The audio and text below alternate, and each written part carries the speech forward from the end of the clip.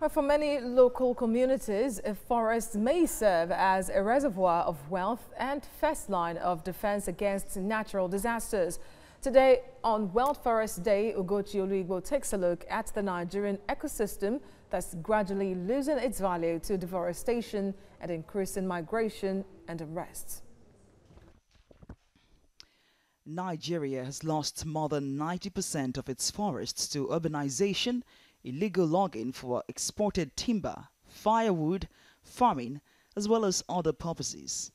It's a situation that may not be reversed soon, no thanks to deep-seated interests of foreign businesses collaborating with corrupt locals to exploit lax laws at the expense of the nation's environment. There's a clear link between environmental degradation in the world, and particularly in some regions, in some crucial regions of the world, and the, let's say, tendency of population to move, to migrate, to go to other places, to go to countries where they could have a better living. Under Nigerian law, wood must be processed or semi-processed with value added before it is exported. But exploiting a loophole in the regulation and redefining what may be deemed semi-processed, an exporter only needs to remove the hard bark on a tree, cut it to a specific size, and it is ready for shipping.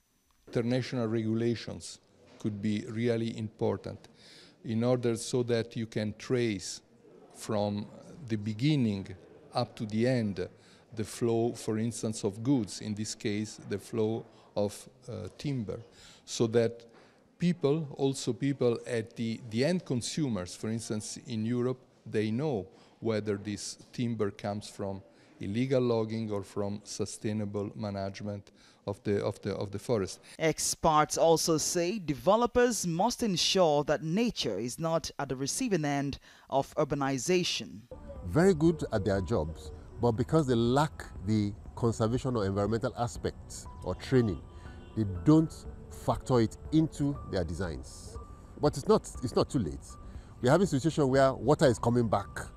So these areas should be left to be, say, recolonized by water, and then some of these structures redesigned to serve as sit-outs, and if outright demolition, so that we can have nature back. From Nigeria to Indonesia, forests are being decimated by big corporations with huge consequences slowly setting in. Ugochi Oluigbo, TVC News. And the Kenya representative of the International Tree Foundation, Teresa Gitonga, joins us to share her thoughts on the World Forestry Day. Thank you for joining us on TVC News at 7. Cyclone Idai seems to be a testament of what is to come if care is not taken. Tell us the importance of forestry and the problem of deforestation. Forests are very important to our life. The major challenge that we are facing, especially for the developing countries, is that we are losing our forest at a very high level from human-induced damages.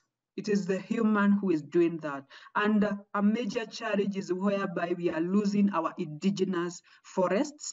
We are losing our indigenous trees. They are being exploited by those external companies.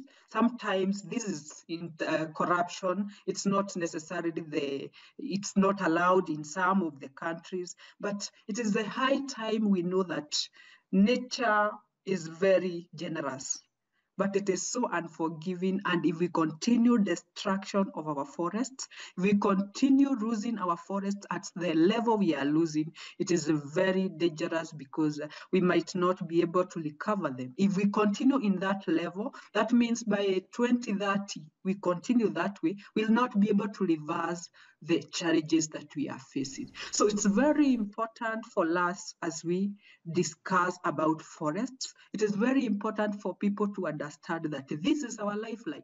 And if we destroy it, we are destroying ourselves.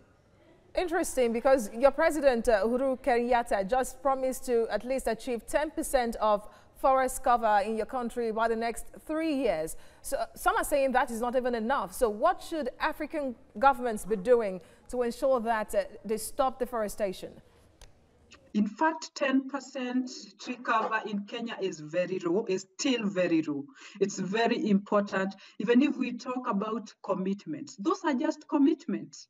Are we doing something on the ground? We need to implement. We need to involve everyone. We need to have an integrated approach towards this, the afforestation or restoration of our forests. We need people to have alternatives. We are telling people to stop using fuel wood. What else do you want them to use? If the solar is very expensive to them, how do you expect the people at the rural level to survive? So we need the African countries to be able to come together. We are happy we have the Afri 100 where different countries have committed millions of hectares to be restored, but those are just commitments. We want to see actions on the ground. We want all the countries to do actions on the ground and work with the communities on the ground, make sure that they are involving everybody to make sure that we are achieving the good cover that we need.